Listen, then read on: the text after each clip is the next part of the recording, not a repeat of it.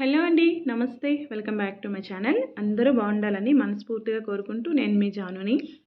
ఇప్పుడైతే మనం కార్తీక మాసంలో ఉన్నాం కదండీ. కార్తీక మాసం అంతా కూడా విశేషమైన రోజులే అన్నమాట.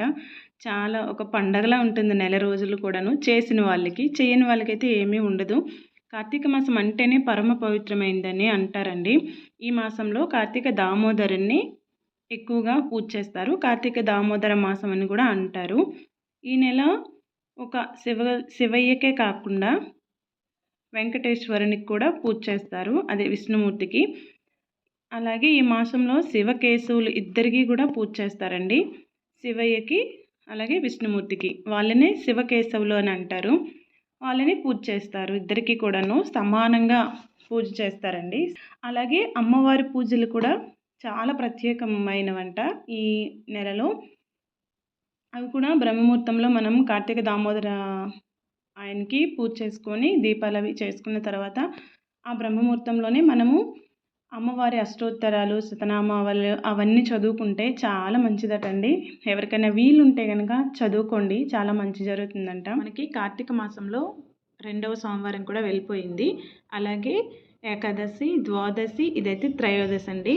ఇది కూడా వెళ్ళిపోతుంది అనమాట. రేపైతే కనుక పౌర్ణమి కదా. చాలామంది కూడా ఈ కార్తీక మాసంలో ఆల్రెడీ 15 రోజులు రేపటితో అయిపోయినట్టేనండి. ఇప్పుడు ముందు నుంచి ఎవరైనా చేయకపోయిన వాళ్ళు ఉంటే ఇప్పుడు ఈ పౌర్ణమి ఒక్క రోజు ఉన్నా సరే చాలా మంచిదటండి. అలా ఎవరైనా చేయకపోయి ఉంటే కనుక ఈ పౌర్ణమి ఒక్కరోజు చక్కగా ఎర్లీ మార్నింగే, అదే బ్రహ్మముహూర్తంలోనే నిద్ర లేచి చక్కగా స్నానాన్ని అవి చేసుకొని ఇల్లంతా క్లీన్ చేసుకొని దీపారాధన చేసుకుంటే చాలా మంచిదండి. వాళ్ళకి చాలా మంచి జరుగుతుంది. అలాగే మనం నిత్యము చేస్తున్న వాళ్ళు ఏంటంటే ఎప్పుడులాగే పూజలు అవి చేసుకొని 365 ఒత్తులు ఈరోజే వెలిగిస్తారండి. అవి ఎప్పుడైనా వెలిగించుకోవచ్చు. అంటే ఈ నెలంతా మంచిదే కదా, ఏ రోజైనా వెలిగించుకోవచ్చు. అందులోను కూడా సోమవారాలు, ఏ సోమవారం అయినా వెలిగించుకోవచ్చు. అలాగే ఏకాదశి, ద్వాదశి, దశమి ఇందులో కూడా వెలిగించుకోవచ్చు. ఈ పౌర్ణమి రోజు ముందు ఎవరైనా వెలిగించుకుపోయి ఉంటే ఈ పౌర్ణమి రోజు అనేది వెలిగించుకోవచ్చు. అది ఎక్కడ అంటే ఇంట్లోనైనా వెలిగించుకోవచ్చు అండి, గుడిలో అయినా వెలిగించుకోవచ్చు. గుడిలో అయితేనే చాలా మంచిదని చెప్తారు. అలాగే గుడులకి వెళ్ళలేని పరిస్థితిలో ఉన్నవాళ్ళు, తర్వాత ఇంట్లో కూడా మనకి ఇంట్లో అంటే దేవుడి దగ్గర కాకుండా బయట తులసమ్మ ఉంటుంది కదండి. ఆ తులసమ్మ దగ్గర ఈ 365 ఒత్తులు కూడా వెలిగిస్తే చాలా చాలా మంచిదంటారండి. నేను కూడా చాలా సంవత్సరాలుగా తులసమ్మ దగ్గరే దీపారాధన, అదే 365 ఒత్తులు దీపారాధన చేస్తున్నానండి. ఎందుకంటే గుళ్ళకి వెళ్తే మనకు అక్కడ ప్లేస్ కూడా సరిగ్గా ఉండదు. మనం కూర్చొని దీపాలు పెట్టినంత ఇది కూడా ఉండదన్నమాట. నాకు ఇక్కడ అవైలబుల్గా ఉండదులేండి, అంటే వెళ్ళడానికి. మన ఊళ్ళో అయితే కనుక మంచిగా ఉంటుంది, ఎక్కడైనా పెట్టచ్చు. ఏ గుడిలో అయినా, అంటే విష్ణాలయంలో కానీ శివాలయంలో కానీ అలా ఎక్కడైనా పెట్టుకోవచ్చు. మరి మనకి ఇక్కడ నాకైతే కుదరదు కదా. నాలాంటి వాళ్ళు ఇలా తులసమ్మను పెట్టుకొని తులసమ్మ దగ్గరే 365 ఒత్తులు పెట్టుకుంటే చాలా మంచిది. ఈ 365 ఒత్తులు కూడా ఎందుకు వెలిగిస్తారు అని అంటే, కార్తీక మాసంలోనే ఎందుకు వెలిగిస్తారు అని అంటే, మనం ఏ రోజైనా సరే, అంటే రోజు నిత్య దీపారాధన చేసేటప్పుడు రోజు చేయమండి. ఏదో ఒక రోజు మనకి ఏదో ఒక అడ్డు వస్తూనే ఉంటుంది. నెక్స్ట్ వచ్చేసి మనకి ఏవైనా సూతకాలని ఇవని అన్నీ అవుతుంటాయి కదా.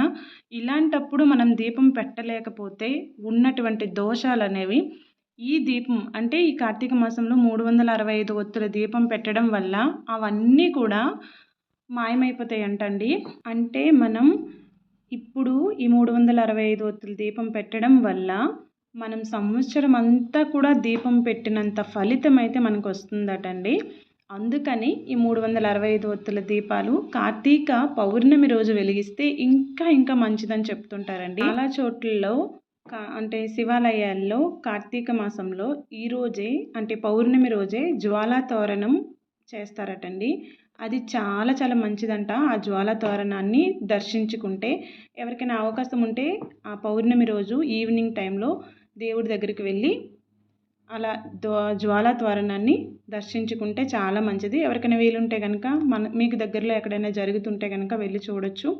అలాగే ఈ పౌర్ణమి రోజే మనకి అరుణాచలంలో ఈ పౌర్ణమి రోజే కార్తీక దీపం అని చెప్పేసి వెలిగిస్తుంటారట. దాన్ని చూడడానికి వేలాది వేల మంది, కోట్లాది కోట్ల మంది కూడా వెళ్తుంటారంట. అంత పవిత్రమైనది ఈ కార్తీక దీపం అనేది.